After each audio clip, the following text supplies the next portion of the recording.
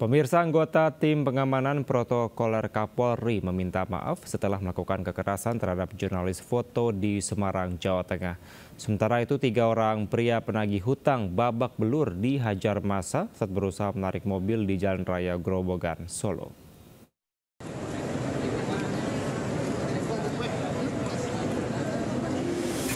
Anggota tim pengamanan protokoler Ibda Enri melakukan tindak kekerasan terhadap para jurnalis saat Kapolri Jenderal Listio Sigit meninjau arus balik di Stasiun Tawang, Semarang pada Sabtu lalu. Ia tiba-tiba mendorong para jurnalis agar menjauh. Salah seorang pewarta foto antara Magna Zaizar yang memilih menjauh justru menjadi sasaran kekerasan Ibda Enri. Ibda Enri menghampiri dan memukul kepalanya tanpa alasan jelas. Selain itu, ia mengintimidasi para jurnalis dengan kata-kata ancaman. Pasca kejadian, didampingi Kabid Humas Polda Jawa Tengah, Ibda Enri menyampaikan permohonan maaf secara langsung kepada korban di kantor LKBN Antara Biro Jateng. Mengucapkan mohon maaf yang sebesar-besarnya atas kejadian di Stasiun Tawang dan rekan-rekan media. Semoga kedepannya atas kejadian ini kita menjadi lebih humanis, profesional.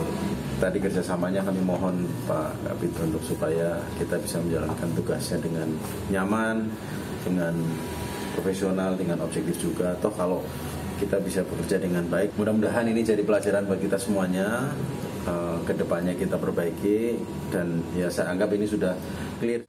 Atas insiden ini, Polri berjanji akan menyelidiki kasus tersebut dan berikan sanksi tegas kepada pelaku jika terbukti melanggar prosedur pengamanan dan pengawalan.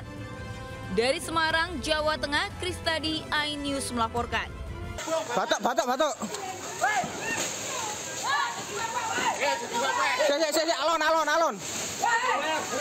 Alon. Warga desa Diwek, Jombang, Jawa Timur gempar usai sebuah balon udara raksasa yang masih membawa api jatuh dan menimpa atap rumah milik Sueb. Saat muncul kepulan asap hitam di atas rumah, warga pun beramai-ramai menarik balon. Untuk mengantisipasi terjadinya peristiwa serupa, petugas kepolisian langsung melakukan razia dengan mendatangi dan menyita balon-balon udara yang hendak terbangkan di wilayah Jogoroto. Meski sudah dirazia, masih banyak balon udara yang berhasil terbangkan warga dari tempat yang tersembunyi. Seperti apa dan sanksinya? Jadi kalau sanksinya memang kita karena ini menyangkut tradisi, sementara sanksinya kita belum bisa memberikan sanksi, hanya kita mengamankan balon-balon yang akan naik itu. Dari razia tersebut, petugas hanya berhasil mengamankan 6 buah balon udara. Dari Jombang, Jawa Timur, Mukhtar Bagus, iNews melaporkan. Di atas meloncat surut, jatuh ke bawah, sudah ditangani, korban selamat. Beginilah kondisi sedan mewah yang ringsek di beberapa bagian usai terjun bebas dari atas tol Krian, Legundi, Bundermanya, KLBM, Gresik, Jawa Timur. Kecelakaan bermula saat pengemudi mobil tidak hafal jalan dan lebih fokus mengandalkan aplikasi penunjuk arah. Namun mobil justru masuk ke ruas tol Krian Gresik yang belum terhubung secara penuh dan akhirnya mobil meluncur dari ujung jalan tol dan jatuh menghantam bahu jalan di bawahnya. Beruntung mobil tidak menimpa pengguna jalan, sementara pengemudi dan penumpangnya hanya mengalami luka ringan. Sebelumnya, pengemudi sedan tersebut masuk tol Kebomas hendak menuju tol Belahan Rejo ke Damean untuk menghadiri acara keluarga. Untuk ini, memberikan tanda yang lebih jelas, kemudian juga kita sosialisasikan kepada masyarakat bahwasanya ruas tol tersebut memang ditutup untuk sementara karena memang belum jadi. Termasuk juga sudah ditutup untuk yang palang penandanya itu. Guna menghindari kejadian serupa, Satlantas Polres Gresik bersama pengelola tol KLBM akan memberi rambu dan menambah pembatas lebih banyak. Dari Gresik, Jawa Timur, Agus Ismanto, iNews melaporkan.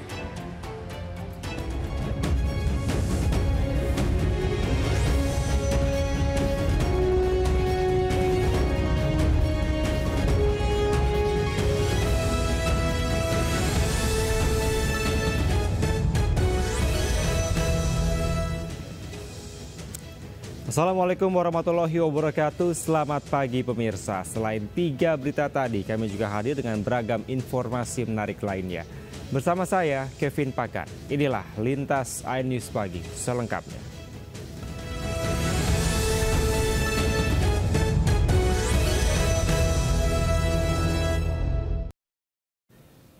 Kita awali informasi pertama. Pemirsa, lantaran terlilit hutang pinjaman online usai kalah bermain judi online, seorang pria nekat menyekap dan melukai karyawan minimarket di kawasan Parongpong, Kabupaten Bandung Barat. Pelaku rencananya akan membobol mesin ATM yang ada dalam minimarket, namun aksinya terlebih dulu diketahui polisi. Jangan ada yang bertindak, keluarga jangan ada yang bertindak.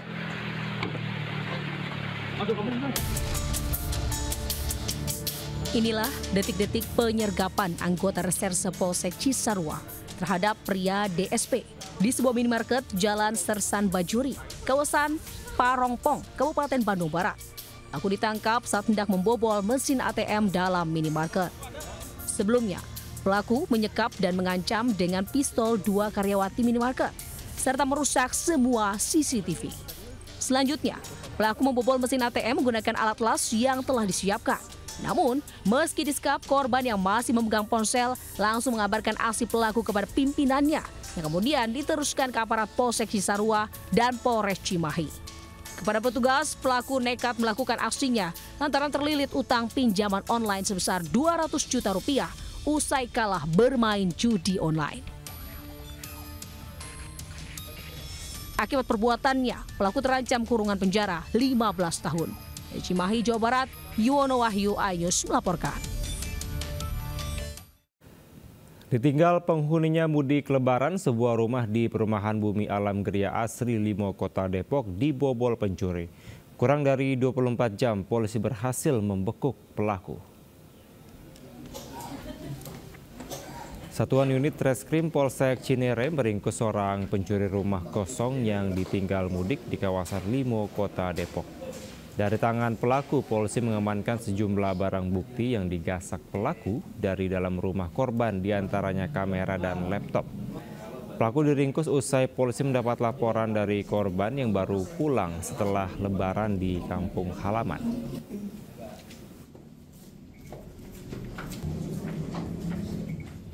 Sesampainya pulang mudik kembali ke geria tersebut, ke perumahan tersebut, tidak ada rasa curiga sedikit pun karena ya rekan-rekan media, pintu maupun jendela itu rapi, dan setelah dibuka pintu dan memasuki kamar dan kamar tersebut tidak terkunci, barulah diketahui bahwa di dalam kamar si pelapor maupun kamar anaknya itu sudah. Puluhan lapak pedagang di Pasar Bontaro Permai Pesanggerahan Jakarta Selatan pada Senin dini hari terbakar. Dugaan sementara kebakaran disebabkan adanya korsleting listrik dari salah satu lapak. Panas, parah, garis. Video amatir warga merekam kobaran api yang membakar habis lapak pedagang di Pasar Bintaro Permai, Jakarta Selatan. Sedikitnya 20 kios di lantai 2 terbakar. Api diduga berasal dari korsleting listrik. Dari keterangan petugas damkar, api menghanguskan setengah dari total lapak pedagang di lantai 2 dengan luas area 60 meter persegi.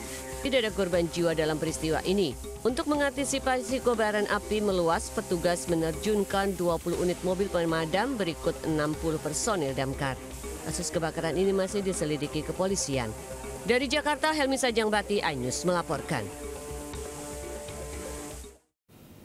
Pemirsa, hujan deras yang mengguyur wilayah kota Tangerang pada Minggu sore membuat sejumlah perumahan di kota Tangerang terendam banjir.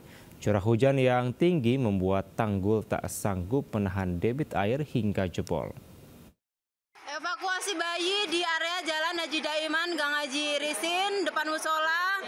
Ini sebagian tadi sudah dievakuasi lansianya dan sekarang evakuasi bayi oleh tim damkar Kecamatan Ciledug. Petugas damkar dibantu warga berupaya mengevakuasi warga korban banjir yang melanda kawasan Ciledug, Kota Tangerang, Banten, Minggu malam. Banjir juga merendam Kecamatan Larangan, tepatnya di Kelurahan Kreo. Ratusan rumah terendam, puluhan warga pun terpaksa dievakuasi ke tempat yang lebih aman. Banjir dengan ketinggian mencapai 1 meter lebih ini terjadi usai hujan deras yang mengguyur sejak Minggu sore yang mengakibatkan tanggul jebol. Warga berharap banjir segera surut dan Pemkot segera memperbaiki tanggul yang jebol. Dari Tangerang, Banten, Sukron, iNews melaporkan. Sebuah tiang listrik di pinggir jalan Simpang Lebak Bulus, Kebayoran Lama, Jakarta Selatan roboh dan menutup jalan. Akibat robohnya tiang listrik tersebut, akses jalan dari Ciputat menuju Kebayoran Lama sempat mengalami kemacetan.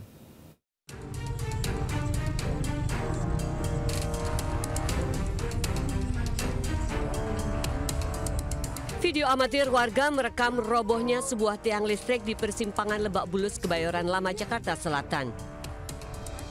Diduga robohnya tiang karena kabel udara tersambar truk yang melintas. Truk menyerempet kabel dan tiang hingga ke tengah jalan. Akibatnya arus lalu lintas dari Ciputat menuju Kebayoran Lama pun terganggu.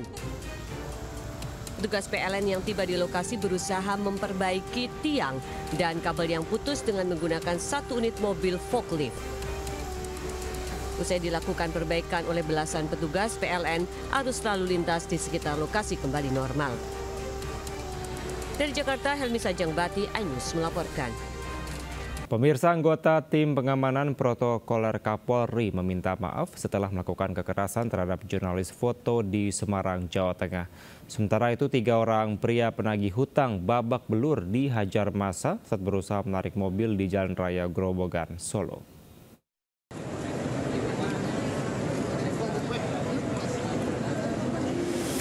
Anggota tim pengamanan protokoler Ifda Endri melakukan tindak kekerasan terhadap para jurnalis saat Kapolri Jenderal Listio Sigit meninjau arus balik di Stasiun Tawang, Semarang pada Sabtu lalu.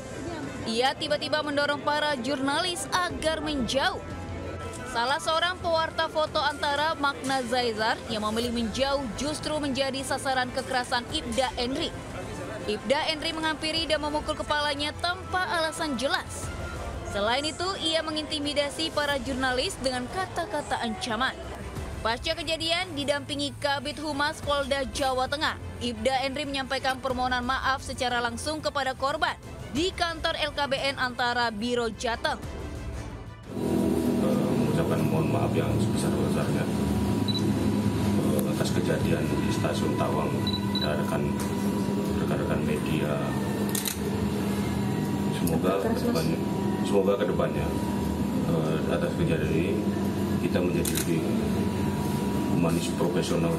Tadi kerjasamanya kami mohon Pak Kabid untuk supaya kita bisa menjalankan tugasnya dengan nyaman, dengan profesional, dengan objektif juga. Toh kalau kita bisa bekerja dengan baik, mudah-mudahan ini jadi pelajaran bagi kita semuanya. Kedepannya kita perbaiki dan ya saya anggap ini sudah clear. Atas insiden ini, Polri berjanji akan menyelidiki kasus tersebut dan berikan sanksi tegas kepada pelaku jika terbukti melanggar prosedur pengamanan dan pengawalan.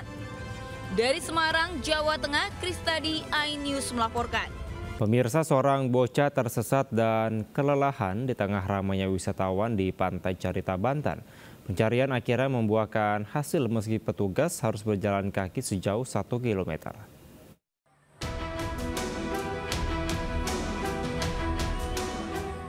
Seorang bocah berusia 6 tahun asal Jakarta tersesat di Pantai Carita, Banten yang ramai wisatawan.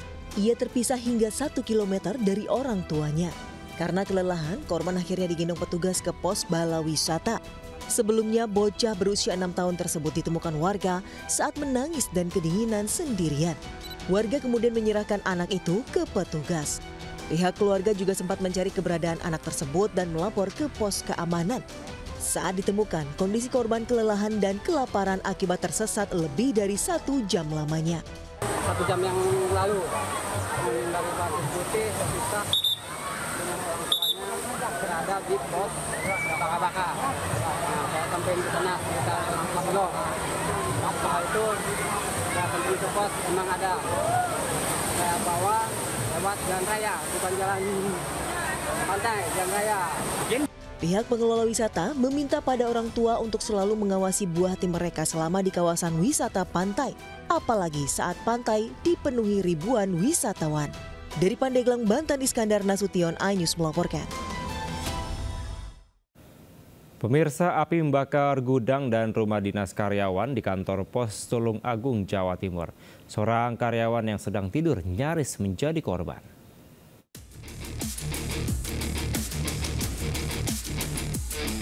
Rumah dinas dan gudang kantor pos Tulung Agung di Jalan R.A. Kartini, Kelurahan Kauman, Tulung Agung hangus terbakar Senin dini hari. Beruntung api tidak sampai merembet ke bangunan utama kantor pos. Kebakaran pertama kali diketahui 4 remaja yang kebetulan berada di sekitar lokasi kejadian. Para remaja tersebut kemudian melapor ke kantor damkar. Saat kejadian di dalam rumah dinas terdapat seorang karyawan yang tengah tertidur. Ia baru mengetahui gudang dan atap rumah terbakar setelah petugas damkar tiba di lokasi. Proses pemadaman berlangsung sekitar 1 jam. Berdasar hasil penyelidikan polisi, penyebab kebakaran diduga akibat korsleting listrik di gudang. Kerugian yang ditimbulkan akibat peristiwa ini diperkirakan mencapai 75 juta rupiah. Dari Tulung Agung, Jawa Timur, Anang Agus, iNews melaporkan. Pemirsa, pencurian 20 tabung gas 3 kg di sebuah warung kopi di Makassar, Sulawesi Selatan terekam CCTV.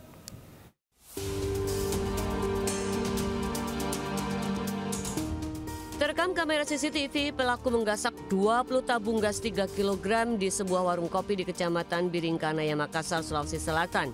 Komplotan pelaku datang mengendarai 2 unit sepeda motor. Satu pelaku masuk ke dalam warung dengan memanjat dan membobol dinding dapur warung yang berbahan triplex. Pelaku lalu menggasak tabung gas yang tersimpan di samping meja kasir. Kondisi warung yang tengah tutup membuat pelaku dengan leluasa beraksi. 20 tabung gas raib digasak. Aksi pencurian baru diketahui pemiliknya yang hendak membuka warung kopi tersebut. Lebih dari 1 orang. Lebih. Naik motor.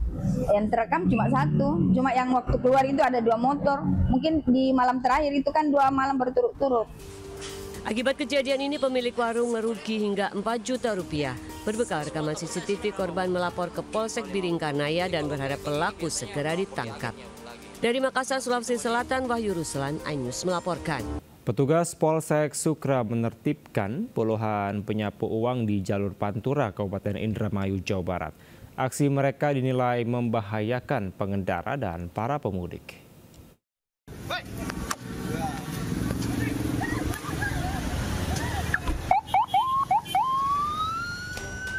Puluhan penyapu uang receh di jalur Pantura perbatasan Kabupaten Subang dan Indramayu ini kocar-kacir saat petugas Polsek Sukra menertibkan aktivitas mereka di jalanan. Para penyapu uang ini langsung melemparkan sapu rantingnya ke semak-semak. Upaya penertiban ini dilakukan lantaran para penyapu sebelumnya sudah beberapa kali diberikan himbauan namun masih membandel. Aksi mereka dinilai membahayakan bagi pengguna jalan dan pemudik. Dalam penertiban ini, petugas menyita puluhan sapu ranting yang biasa digunakan penyapu uang. Mengimbau kepada pengais koin yang ada di wilayah hukum Kecamatan Sukra agar segera tidak melaksanakan kegiatan tersebut karena mengganggu keamanan pemudik, baik yang pemudik lokal maupun yang kembali ke Jakarta. Upaya penertiban lebih tegas akan kembali dilakukan jika para penyapu uang ini kembali melakukan aktivitasnya di jalur Pantura. Dari Indramayu, Jawa Barat, Toy Iskandar, iNews melaporkan. Pemirsa, viral sebuah sedan mewah terjun dari ujung ruas tol Krian, Gresik yang belum selesai di Jalan Dr. Wahidin Sudiro Husido, Kabupaten Gresik. Kecelakaan diduga akibat pengemudi tidak paham jalur dan terlalu fokus mengikuti arahan aplikasi penunjuk arah. Terjun dari atas, meloncat surut, jatuh ke bawah, sudah ditangani, korban selamat. Beginilah kondisi sedan mewah yang ringsek di beberapa bagian usai terjun bebas dari atas tol Krian, Legundi, Bunder Manya, KLBM, Gresik, Jawa Timur. Kecelakaan bermula saat pengemudi mobil tidak hafal jalan dan lebih fokus mengandalkan aplikasi penunjuk arah. Namun mobil justru masuk ke ruas tol Krian Gresik yang belum terhubung secara penuh dan akhirnya mobil meluncur dari ujung jalan tol dan jatuh menghantam bahu jalan di bawahnya. Beruntung mobil tidak menimpa pengguna jalan, sementara pengemudi dan penumpangnya hanya mengalami luka ringan. Sebelumnya, pengemudi sedan tersebut masuk tol Kebomas hendak menuju tol Belahan Rejo ke Damean untuk menghadiri acara keluarga.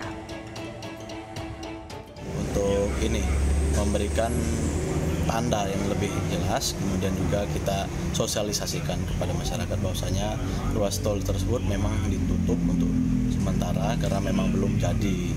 Nah, termasuk juga sudah ditutup untuk yang palang penandanya itu.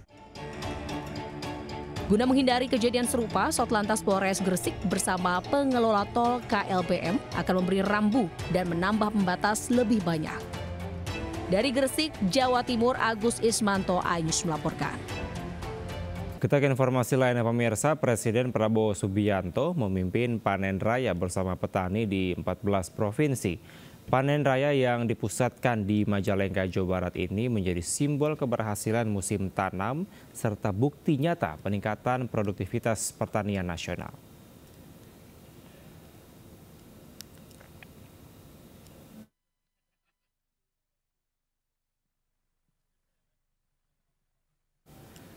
Panen raya padi bersama dipusatkan di Desa Randengan Wetan, Kecamatan Jati 7, Kabupaten Majalengka pada Senin pagi. Panen raya digelar secara serentak di 14 provinsi dan 157 kabupaten kota seluruh Indonesia. Presiden berharap panen raya ini menjadi momentum penting dalam memperkuat kolaborasi antara pemerintah pusat, pemerintah daerah serta petani dan pelaku sektor pertanian lainnya dalam mewujudkan kedaulatan pangan nasional.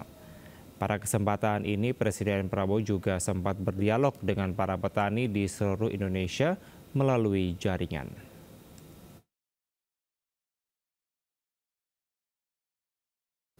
Sementara itu, Wakil Presiden Gibran Rakabuming Raka memantau arus balik transportasi laut di Pusat Operasional PT Pelni. Wapres mengapresiasi layanan angkutan Lebaran 2025 yang berjalan dengan baik.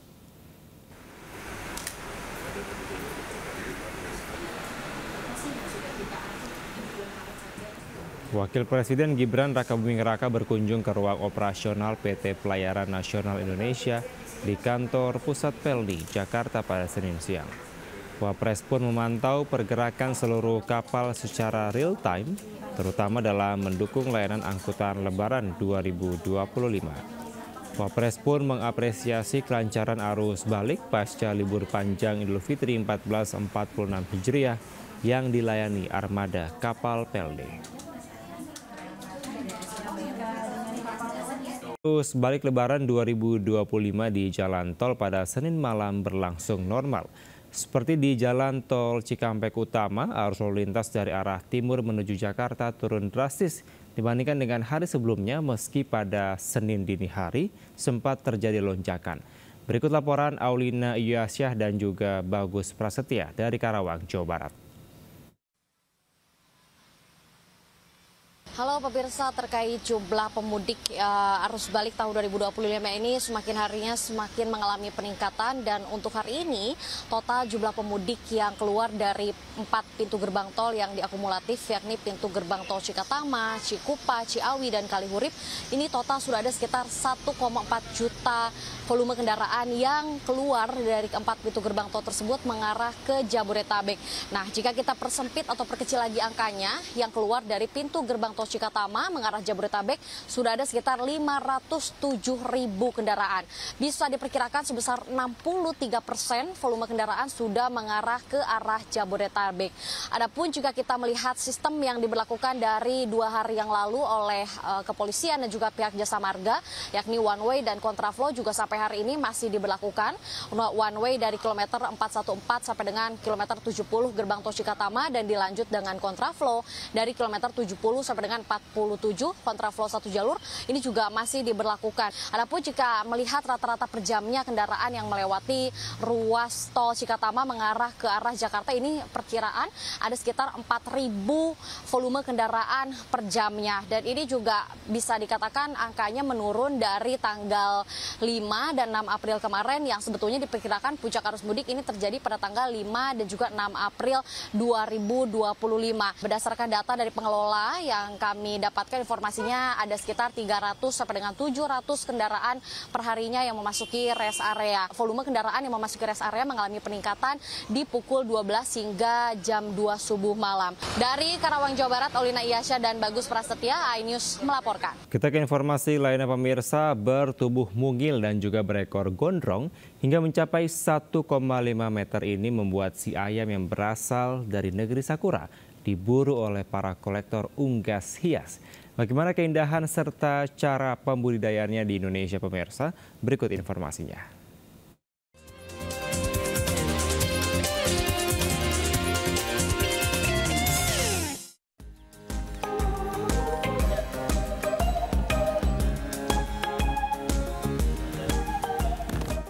Ayam ekor panjang atau dengan nama lainnya Onagodori yang berasal dari negeri Sakura memiliki pesona yang luar biasa bagi pecintanya. Bertubuh mungil dan memiliki ekor gondrong yang panjangnya hingga mencapai 1,5 meter, membuat ayam ini pun diburu para kolektor ayam hias yang berimbas kesejahteraan pembudidayanya. Taufik salah satunya, pemuda asal Palembang, Sumatera Selatan, tepatnya di Jalan Siarang, Kecamatan Sako, berhasil membudidayakan ayam ekor panjang sejak 3 tahun terakhir. Untuk budidayanya sendiri tidak terlalu rumit. Hanya saja kandangnya harus diberikan serbuk kayu serta tempat bertengger agar bulu dan ekornya tetap terjaga. Sedangkan proses breeding hingga penetasan sama seperti ayam pada umumnya. Peminat ayam ekor panjang di kota Palembang khususnya sangatlah besar. Wajar saja dirinya hampir kewalahan mencukupi permintaan konsumen. Untuk anakan ekor panjang ini ketika dia menanjak dewasa sampai dia udah buntutnya sudah menyentuh tanah, itu kita harus dilatih untuk bertengger. Nah, kenapa harus bertengger? Karena biar buntutnya nggak rusak. Untuk jaga ekornya. Jarang ada di kita Palembang ini, sudah unik. Buntutnya panjang. Oh, ekornya panjang aja. Koleksi kita banyak Pak di rumah Pak? Ada lah Cak, berapa ekor, cuman tidak ada banyak. Kita bukan breeding Pak, jadi karena hobi jadi ini. Oh, satu aja ya? Yang jantan terutama Pak ya? Iya, jantan. Dalam 1 bulan, Taufik mampu meraup keuntungan 3 hingga 5 juta rupiah. Dengan harga anakan ayam ekor panjang dibanderol mulai dari Rp100.000 per pasang. Sedangkan untuk yang dewasa dibanderol dengan harga mulai 1 juta per pasangnya. Dari Palembang, Sumatera Selatan, Erwin Setiawan, iNews melaporkan. Ya pemirsa, siapa yang tak kenal pisang goreng? Cemilan yang satu ini menjadi favorit banyak orang. Bahkan pisang goreng Indonesia dinobatkan sebagai dessert terlezat di dunia. Nah, di Manggarai, Jakarta Selatan pemirsa, ada pisang goreng yang viral karena ukurannya jumbo dan bercita rasa gurih serta manis.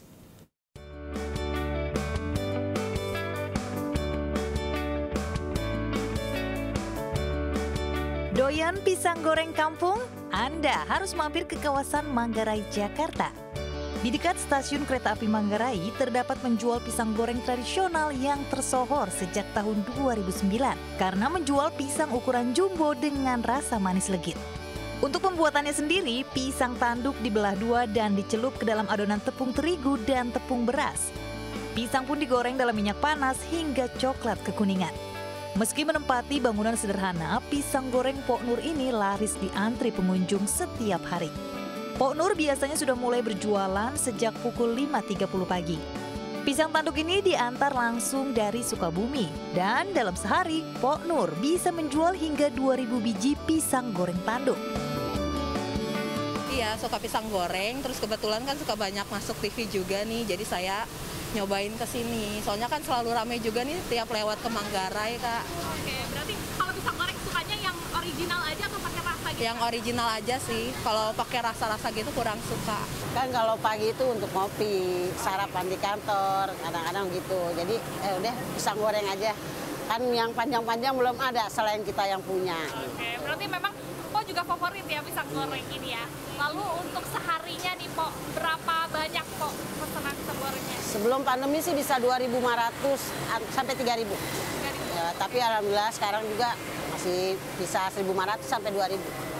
Pemirsa, rasa dari pisang goreng itu manis sekali dan juga renyah. Gak heran pisang goreng banyak digandrungi oleh masyarakat Indonesia dan menjadi sebagai gorengan terbaik nomor 1 di dunia.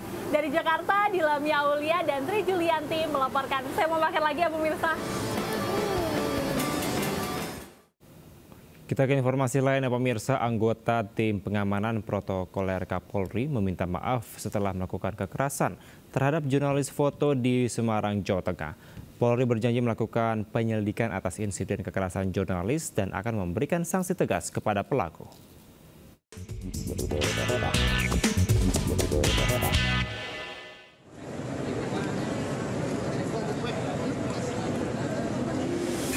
Anggota tim pengamanan protokoler Ifda Endri melakukan tindak kekerasan terhadap para jurnalis saat Kapolri Jenderal Listio Sigit meninjau arus balik di Stasiun Tawang, Semarang pada Sabtu lalu. Ia tiba-tiba mendorong para jurnalis agar menjauh.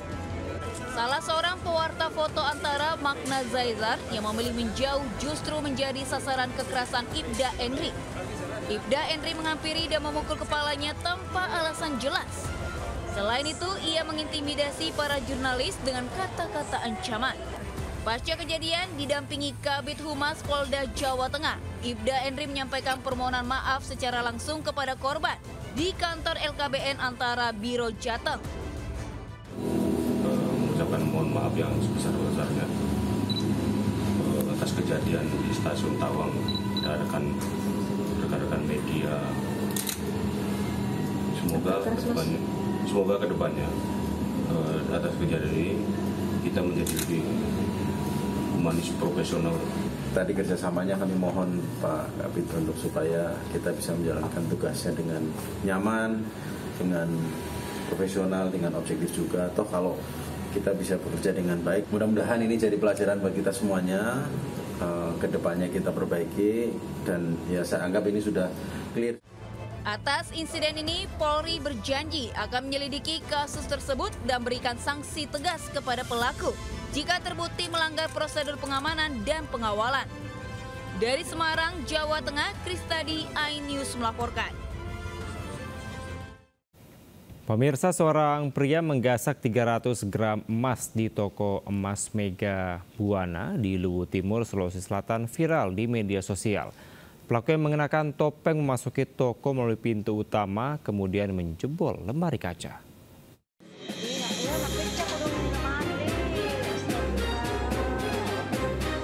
Pelaku merusak lemari kaca tempat penyimpanan perhiasan emas milik toko emas Mega Buana di Luwu Timur menggunakan palu Minggu siang.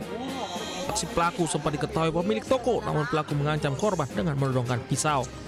Pelaku pun berhasil membawa kabur 300 gram emas, nilai kerugian mencapai 500 juta rupiah. Kasubmas Polres Kutim Bribka Adi Muhammad Taufik menjelaskan, polisi berhasil menangkap pelaku yang diketahui berinisial AD, datang kembali ke lokasi untuk mengambil sepeda motornya yang terjatuh. Kini pria yang bekerja sebagai petani ini terpaksa mendekam di polsek untuk mempertanggungjawabkan perbuatannya. Tidak punya uang, seorang pemuda nekat mencuri sepeda motor tetangganya sendiri. Pelaku dengan bebas membawa kabur sepeda motor, namun tak sadar jika aksinya terekam kamera.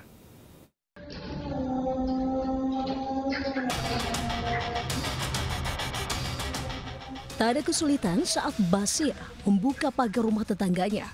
Semua berjalan lancar, bahkan sepeda motor yang menjadi target curiannya pun dengan mudah dibawa pergi. Kunci sepeda motor yang masih tergantung seakan membawa keberuntungan bagi pria 36 tahun itu dalam menjalankan aksinya. Tapi Basri lupa jika tetangganya Andri Rinaldi memasang kamera CCTV.